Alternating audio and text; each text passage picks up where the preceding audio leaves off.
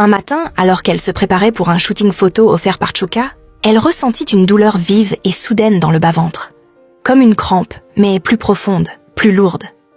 Elle s'assit sur son lit, essoufflée. « Peut-être mes règles ?» murmura-t-elle. Elle avala un antidouleur et continua à se maquiller. Mais les jours suivants, les douleurs gagnèrent en intensité. Son ventre se tendait.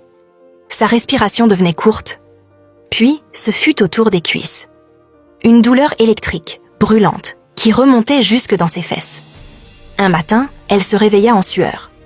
En enlevant son short, elle découvrit un liquide brun rougeâtre, mêlé de pus, qui s'échappait d'un point précis sur sa fesse droite. Une odeur horrible, acide, inhumaine. Elle cria. Sa sœur accourut et hurla en voyant la tache sur le drap.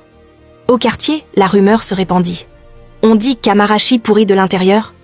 Elle a mis quelque chose dans son corps, et maintenant ça la détruit. Même son fiancé ne veut plus s'approcher.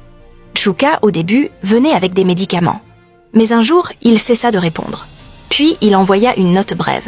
« Je suis désolée, c'est trop pour moi. » Elle ne pleura pas. Elle resta assise, le regard vide, les draps trempés de sueur et d'odeur. Chaque jour, elle perdait du poids.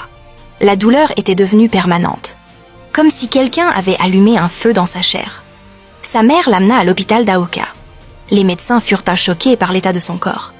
Elle fait une nécrose des tissus fessiers. Les cellules meurent. L'infection est déjà dans le sang. Ils demandèrent où elle avait fait son opération. Elle murmura « Tunis », les larmes coulant sur ses joues. Et le suivi post-opératoire? Elle détourna les yeux. Elle n'était jamais retournée. On tenta de la stabiliser. On lui fit une transfusion. On parle même d'amputation. Mais c'était trop tard. Dans ces dernières heures, Amarashi regardait le plafond blanc. Elle murmurait des choses incompréhensibles, délirait parfois. Sa sœur lui tint la main jusqu'à la fin. Et à 2h43 du matin, dans la lumière crue d'une salle d'hôpital, la plus belle fille du quartier s'éteignit, rongée par le rêve d'un corps qu'elle n'aurait jamais dû acheter. Moralité, ce que la société appelle défaut peut devenir une obsession mortelle. Chercher l'acceptation à travers la chirurgie peut coûter bien plus qu'on ne pense. Avant de transformer ton corps pour plaire aux autres, demande-toi si tu t'aimes assez pour rester en vie.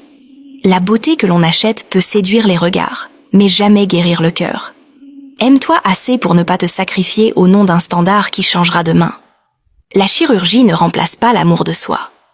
Ce n'est pas ton corps qui doit changer, c'est le regard du monde.